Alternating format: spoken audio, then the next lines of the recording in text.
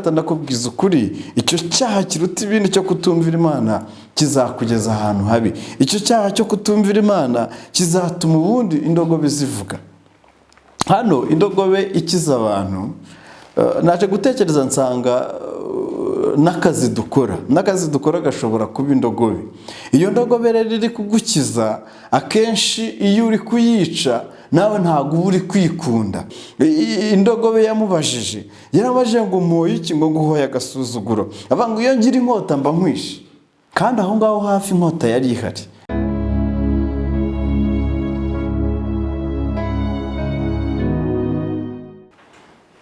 Turabashuje inshuti bakunzi ba Irarebo TV.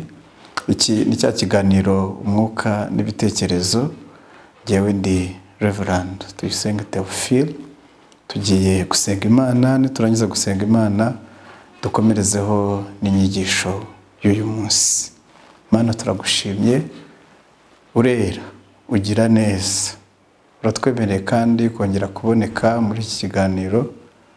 Umugisha Mwami Imana bagikurikiye, kandi natwe ukomeze kuduha umugisha wo kugira ngo dutange ibituma abantu bawe bakomeza gukura no kugubwa neza, mu buryo butuma izina ryawe rikomeza guhabwa icyubahiro, mu izina rya Yesu Kristo Umwami wacu, amen. Haleluya. Amahoro y'Imana abe muri mwe inshuti bakunzi b'iyi televiziyo. Tuje kandi mu kiganiro umwuka n'ibitekerezo tubagezaho icyaha kiruta ibindi. Icyo cyaha gituma indogobe ivuga ururimi rw'abantu. Turaza kuganira kuri icyo cyaha kiruta ibindi gituma indogobe yavuga ururimi rw'abantu, kandi turebe n'icyatuma Imana itwishimira, kuko aricyo duhamagarirwa muri iki gihe nk'iki ngiki. Turaza kwifashisha ijambo ry'Imana mu rwandiko rwa kabiri Petero yanditse, igice cya kabiri umurongo wa 15 ndetse n'umurongo wa 16. Urwandiko rwa kabiri rwanditswe na Petero, igice ni icya kabiri, umurongo wa 15 n'umurongo wa 16. Ibindi bice tuza gusoma turabisoma hanyuma. Ijambo ry'Imana muri uru rwandiko riratubwiye ku murongo wa 15 ngo baretse inzira igororotse barayoba, bakurikiza inyigisho ya Balamu mwene Bewori, wakunze ibiguzi byo gukiranirwa ariko ahanwa ubugome bwe. Ubwo indogobe itavuga yavugaga ijwi ry'umuntu, ikabuza ibisazi by'uwo muhanuzi. Mwakirane kwizera ijambo ry'Imana. Iyo ukurikiye iri jambo ry'Imana tumaze gusoma, usanga rivuga umuntu bita Balamu. Umuntu bita Balamu, abasomye ijambo ry'Imana mu isezerano rya kera basanga yari umuhanuzi, ndetse abantu benshi bashobora kubyitiranya n'uko yari umuhanuzi w'Imana. Ariko ukurikiranye neza usanga Balamu yari umuhanuzi w'ibigirwamana by'icyo gihe, ibigirwamana by'ubutaka, ibigirwamana by'ibipagani, by'imana z'abapagani. Ariko arangije Balamu, kubera ibiguzi bya Baraki, afata umugambi, wari umugambi ukomeye, umugambi wo kurwanya ubwoko bw'Imana. Uwo mugambi akaba ari wo Imana yarwanije cyane, kubera ko yari yaratoranije Abayisiraheli nk'ubwoko bwayo bugiye kuyikorera, nk'ubwoko bwayo kugira ngo ubukomeze kuba ubwoko bwayo nyine. Ariko umugambi w'Imana urakomeye cyane. Baraki yari umwami w'i Mowabu, aho Abayisiraheli bari bacumbitse icyo gihe. Noneho icyo gihe bacumbitseyo, Baraki yumva inkuru z'Abayisiraheli, yumva ziteye ubwoba. yumva ukuntu barwanije Abamori, yumva ukuntu bagiye batsinda ibihugu bagiye banyuramo, yumva ukuntu Imana yagiye ibana nabo, arakurikirana amenya nuko Imana yabambukije inyanja itukura, yabarwaniriye imbere yabo bakanesha ibyari bibakurikiye. Baraki bimutera ubwoba, niko kwigira inama, aravuga ati nkurikije imbaraga mfite, nkurikije abasirikare mfite, nkurikije intwaro, nkurikije abantu, aba bantu ntago nabarwanya. Kandi koko niko bimera bene data, nta ntwaro n'imwe yigeze icurwa izarwanya ubwoko bw'Imana, nta gikomeye kizabagera imbere Imana itazabarwanirira. Baraki rero yishuka yuko abo bantu ashobora kuzana umuntu witwa Balamu, noneho ngo akabavuma, noneho umuvumo ukaza gutuma Baraki anesha ubwo bwoko bw'Abayisiraheli. Balamu nawe rero niko koherezwa intumwa mu gice cya 22 mu kubara, muze kujyayo ku murongo wa 21 kuzagenda kugera ku gice cya 24, tuhabona inkuru z'uwo mugabo witwa Balamu ndetse na Baraki, uko byagiye bikurikirana, uko Balamu yagiye akurikiza inama za Baraki, ariko umwuka w'Imana ugakomeza kumubuza amahoro kubera yari ashoye intambara ku bwoko bw'Imana. Icyo gice cyo mu kubara 22 kitwereka icyaha gikomeye Balamu yakoze, noneho arangije kugikora kubera ibiguzi bya Baraki, Imana nayo imanurwa no kugira ngo irwanirire Abayisiraheli. Iza kwereka Baraki yuko Imana ari Imana y'Abayisiraheli, yuko Imana ari Imana ikomeye. Muri icyo gice nibwo muraza kuhasanga izo nkuru. Ni inkuru zitangaje cyane, zimwe mu nkuru ziryoshye no kuzitega amatwi kubera yuko zirimo amagambo y'ubwenge cyane, amagambo y'ubwenge atavuzwe n'umuntu, ahubwo amagambo y'ubwenge avuzwe n'Imana, ndetse n'amagambo y'ubwenge avuzwe n'umukozi w'Imana witwa indogobe. Biratangaje cyane. Aha intumwa za Baraki zigeze kwa Balamu, Balamu yarazibwiye ngo nimureke mbanze mbaza Imana, nindangiza kubaza Imana ibyo Imana irambwira nibyo nza gukora. Ariko abantu nanone iyo babyumvishe bagira ngo hari Balamu yari umukozi w'Imana, ahubwo yari umukozi w'ibigirwamana nk'uko nigeze kubivuga. Imana ikoresha ibyo bigirwamana, irangije kubikoresha ibigirwamana bikavuga ururimi rw'Uwiteka. Haleluya. Noneho bikajya bibwira Balamu, bikamubwira bideho Balamu, weho reka kujya kuvuma bariya abantu, ntujyeyo. Bwa mbere baraje, baza ku nshuro ya kabiri, baje ku nshuro ya kabiri, nabwo Imana iramubuza ngo ntajye kuvuma Abayisiraheli. Irangije kumubuza, abwira abari baje kumubwira, arababwira ati nyamuneka nimurare nongere mbaze Imana. Imana iramwemerera. Irangije kumwemerera, nibwo Balamu ngo yagiye ku ndogobe ye agenda, kubera yuko yashyizeho guhata mu gusenga. Bene data, nako n'abantu benshi muri iki gihe, iyo usengera ikintu ushaka, akenshi utekereza ko Imana yacyemeye kubera ko wajyanyemo amarangamutima yawe, kubera ko wajyanyemo wumva amarangamutima arimo akuyobora cyane kuri icyo kintu, bigatuma ukora amakosa. Balamu yagiye Imana itamuhaye uburenganzira bwo kugenda. Ni nayo mpamvu Imana yohereje marayika. Irangije kohereza marayika, marayika ajya mu nzira. Arangije kujya mu nzira, Bibiliya itubwira neza yuko ngo yahagaze ngo hagati, ngo afata inkota. Arangije gufata inkota, iyo nkota yari yo kugira ngo ayikubite Balamu, noneho Balamu ave mu nzira yari arimo, inzira zo kujya kurimbuka. Icyaha kiruta ibindi rero nababwiye ni icyo kutumvira Imana. Bene data, icyaha cyo kutumvira Imana nicyo cyaha kiruta ibindi. Kutumvira Imana niko gutuma umuntu akora ibizira. Kutumvira Imana nicyo gituma umuntu akora iby'isoni nke. Kutumvira Imana nicyo gituma umuntu akora ibizira byose. Balamu rero ari mu nzira yo kurimbuka.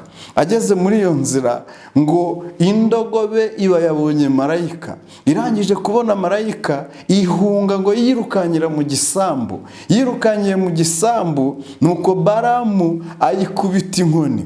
arangije kuyikubita inkoni indogobe igaruka mu nzira. Bwa kabiri marayika agiye kumwica kandi indogobe irongera ngo irikinga hagati ku mabuye hafi y'imizabibu, nuko ukuguru kwa Balamu ngo gukora ku mabuye nabwo arababara.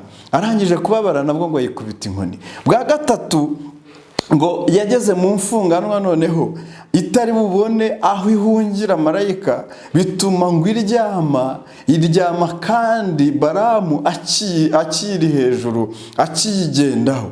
Abantu bazi iby'indogobe barabizi, ntabwo indogobe ishobora kuryama ubundi ihetse umuntu, ariko ibyo byarabaye. Irangije kuryama Balamu ngo yikubita inkoni. Arangije kuyikubita inkoni, haleluya, Imana ngo ibumbura noneho umunwa w'indogobe, iramubaza ngo ariko se Balamu umoye iki?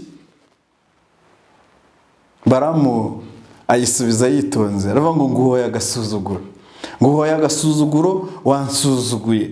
Irangije nayo iramubaza ngo ariko si igihe cyose nagutwariye kuva icyo gihe kugera uyu munsi sinamye ngutwara aho ushaka, sinamye mbikora?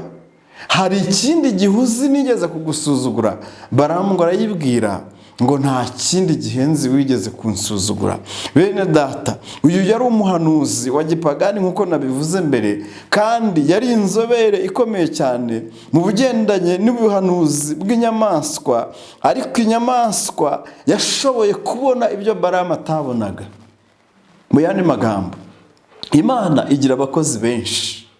Uyu munsi ushobora kuba uri kuyoba, uyu munsi ushobora kuba uri kujya mu nzira zitandukanye, waba warahuye n'igisa n'indogobe, waraburiwe n'igisa n'indogobe, ndetse kikakubwira ururimi wumva, kuko indogobe ntabwo yigeze ivuga ururimi Balamu atumva, ahubwo yavuze ururimi Balamu yumva ariko ntiyasobanukirwa. Murabona ko Balamu ntabwo yigeze atungurwa no kumva indogobe ivuga. Bishatse kuvuga ngo yari agabwe azi ko inyamaswa zivuga, ariko ntabwo yari azi neza ko inyamaswa ishobora gutobora ikavuga ururimi nk'urw'umuntu. Bene data, icyaha cyo kutumvira Imana ni icyaha gikomeye cyane, kubera yuko iyo imitekerereze yacu yarangije kwandura, umwuka w'Imana akaba atakiyobora ubugingo bwacu, dusigara kandi twiyobora. Rero kutayoborwa n'Imana ni icyaha gikomeye cyane, ndetse ngo icyaha kiruta ibindi ni ukuyoborwa n'amarangamutima, cyangwa se icyaha kiruta ibindi ni ukutumvira Imana. Kutumvira Imana rero bijya bizana ibyago byinshi bikomeye cyane. Aha Balamu, iyo ntekereje cyane kuri ibi bintu, ntekereza kuri iki kibazo indogobe yamubajije. Yaramubajije ngo umuhoye iki? Ngo nguhoye agasuzuguro. Avuga ngo iyo ngira inkota mba nkwishe. Kandi aho ngaho hafi inkota yari ihari, ariko inkota yari igenewe kwica Balamu. Balamu ntiyabibona. Ni nako no mu buzima busanzwe hari ibizatwica biba biri aho, ibizatwica byo kutumvira Imana bigendera hafi aho, ariko kubwo kutagira amaso y'umwuka akenshi ntabwo tubibona. Imana iduhereza amaso y'umwuka kugira ngo dusobanukirwe ibyatugirira nabi. Imana iduhereza amaso y'umwuka kugira ngo dusobanukirwe ubundi ibyagakwiye kuba bitugirira nabi. Mu Kigiriki icyaha gifite igisobanuro nkunda, bavuga ngo ni hamasiya. Hamasiya bivuga ikintu gikomeye cyane, bivuga ngo ni uguhusha intego, cyangwa se mu yandi magambo ni uguhusha icyo Imana yakuremeye. Rero iyo umuntu arimo ahusha icyo Imana yamuremeye, aba ari mu mugambi ukomeye cyane wo kwigomeka ku Mana, wo kutayumvira, kandi kutayumvira bizana ibibazo bikomeye cyane. Balamu yabajije marayika, arabaza ngo none se uje kumbuza? Uje kumbuza kujya kuvuma Abayisiraheli? Marayika aramubwira ati ntabwo nje kukubuza, ahubwo genda, ariko icyo nzakubwira aba ari cyo uzajya uvuga. Bene data, izi ntambara zose zabaga hagati ya Balamu n'indogobe ndetse na marayika, ntabwo Abayisiraheli bari bazizi. Ntabwo Abayisiraheli bari bazi yuko bagiye kurwana n'imivumo hejuru y'intambara bari bararwanye nazo, ntabwo bari babizi. Nanjye uyu munsi ndakubwira, iyo Imana yari guhumuye amaso ukabona ibiri kukurwanya, iyo Imana yari guhumuye amaso ukabona intambara uri kurwana nazo mu buryo bw'umwuka, iyaba Imana yari guhumuye amaso, wabona ukuntu Imana yakurengeye, wabona ukuntu Imana yagutabaye, wabona ukuntu Imana yarwanyije ubundi byajyaga bikurwanya. Aha rero amaso ya Balamu atabonaga indogobe ikabona ibyo Balamu atabona. Ni nako n'uyu munsi abantu bahumirije amaso y'umwuka, ni nako n'uyu munsi abantu batarimo babona ibigenda biba. Amarenga y'isi ntabwo bari kuyasobanukirwa. Isi igira amarenga menshi bene data. Ayo marenga y'ubuzima dukwiriye gusaba Imana kugira ngo ijye yadusobanurira. Mu gice cya 24 mu kubara, Balamu ngo yaje kureka ibikorwa bye by'ubupfumu. Haleluya!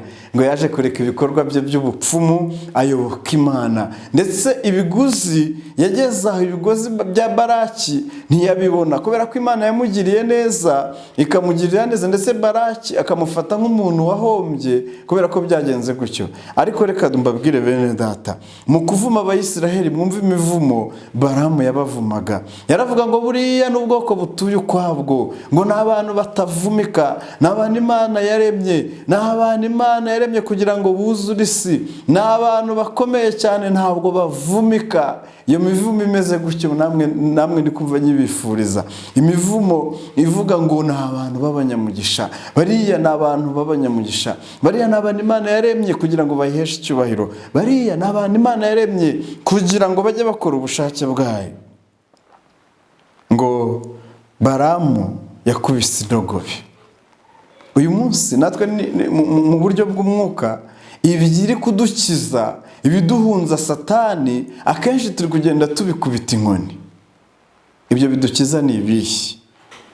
Ni Bibiliya dusoma, ni ijambo ry'Imana twumva, ni itorero ry'Imana. Ariko uyu munsi urabona ko abantu benshi bashobora kugira umwuka w'ubuyobe wo kugenda banga ibyanditswe byera, wo kugenda barushaho gusebya umurimo w'Imana. Ariko ndababwira bene data, iyo wubashye Imana nayo irakubahisha, iyo ukoreye Imana nayo iguhereza umugisha. Petero yabigarutseho aravuga ngo n'uyu munsi ngo ubuyobe cyangwa se imyuka cyangwa se inyigisho za Balamu n'uyu munsi ziracyariho. Inyigisho z'ibiguzi, gukorera Imana ari ibiguzi, ibintu byose ukabona byahindutse ibiguzi. Wavuga uti vuga Yesu, ati surampa ngahe, wavuga ngo korera Imana, ngo iyo Mana sizampa iki, wavuga ngo ujye uvugira Imana, ukizwe, wihangane, wihane. Ibyo ngibyo kumva nta kamaro. Abo ukavuga uti uwamereza icyo kwirira, cyo kunywa, uwamereza icyo kwambara, icyo gihe byaba bihagije. Ariko mwene data ndakubwiza ukuri, icyo cyaha kiruta ibindi cyo kutumvira Imana kizakugeza ahantu habi. Icyo cyaha cyo kutumvira Imana kizatuma ubundi indogobe zivuga. Hano indogobe ikiza abantu, naje gutekereza nsanga n'akazi dukora gashobora kuba indogobe. Iyo ndogobe rero iri kugukiza, akenshi iyo uri kuyica nawe ntabwo uba uri kwikunda. Bene data, icyo Imana yaduhamagariye gukora reka tugikore. Icyo Imana yaduhamagariye gukiza reka tugikize. Uko Imana yaduhamagaye mureke dukorere Imana, kubera ko bikwiriye ko abantu b'Imana bayikorera.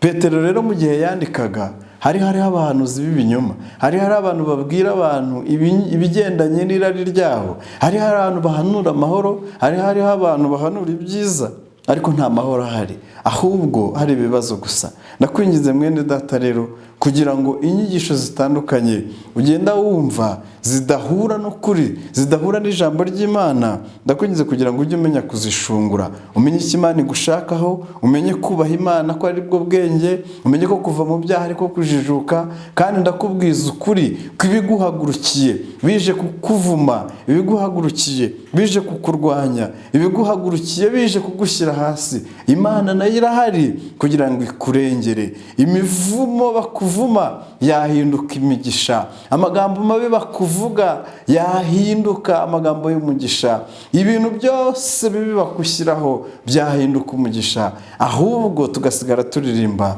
tuvuga ngo Imana yagize neza. Mwene data, wumvisha icyaha kiruta ibindi? Icyaha kiruta ibindi ni ukutumvira Imana.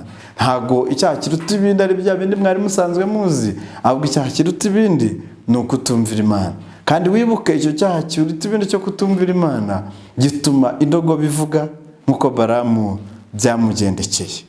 Ndabifuriza rero umunsi mwiza, ndabifuriza kugubwa neza, ariko murushaho gutekereza kuri iyi nyigisho no kwisuzuma. Ese muri iyi minsi kubaha Imana kwawe kumeze gute? Ese muri iyi minsi gukomera kwawe mu buryo bw'umwuka bimeze gute? Muri ibi bihe bigoye, mu bihe by'ingorane, mu bihe by'amage, umuntu atekereza akumva ntabwo biri kugenda neza mu mubiri ndetse no mu buzima bwe, bimeze gute mwene data? Ndagusaba kugira ngo wisuzume. Muri iki gihe cya COVID hari ibintu bitatu nongeye gusobanukirwa neza bigendanye n'abakristo. Abakristo barimo ibyiciro bitatu nabonye. Hari abitwa abakristo twajyaga tubona mu nsengero, ariko tukababona mu nsengero batarigeze bahinduka, batarigeze bakizwa, batarigeze bakira Yesu Kristo nk'umwami n'umukiza wabo. Abo ngabo nagiye mbabona muri iyi minsi bongeye gukomeza, kandi ibyo bajyaga gukorera mu nsengero babikomereje hanze. Abandi ba kabiri ni abantu bari barakijijwe ariko bakiri batoya, bakiri abana. Bibiliya ijambo ry'Imana tuzi ko ari amata adafunguye, kuzi ko ari ijambo ry'Imana rikuza umuntu. Bafata Bibiliya bakayishyira ku ruhande nk'uko washyira Bibiliya ku ruhande, ariko warangiza ntubashe kunywa amata. Abo ngabo baragwingiye, abenshi basubiye inyuma, ntabwo bari kugenda bakora umurimo w'Imana nk'uko bikwiriye. Abandi ba gatatu rero nabo nashimiye Imana cyane, ni abakristo bakomeje gukora imirimo myiza, ni abakristo bakomeje gukora ibyo Imana ishaka. Abo ngabo bari bakuze. Rero ndabinginga bene data kugira ngo twubahe Imana no muri COVID, twubahe Imana mu bihe bigoye, twubahe Imana n'ibiguzi byaje. Tureke gusenga Imana tuyereka gusa ibyo igomba kudukorera, tutaretse ngo ubushake bw'Imana n'ubwami bwayo busohore kuri twebwe. Tujye gusenga Imana. Ariko ndagusaba muri uyu mwanya kugira ngo ufate umwanya witekerezeho, ni izihe nzira uri gukoresha muri uyu munsi kugira ngo wubahe Imana. Ese uri gufata umwanya ukabana n'Imana? Ese uri gufata umwanya ugasenga? Ese uri gufata umwanya ukitekerezaho? Uyu mwanya rero ukwiriye kwitekerezaho kugira ngo Imana ihereko iguhereze umugisha.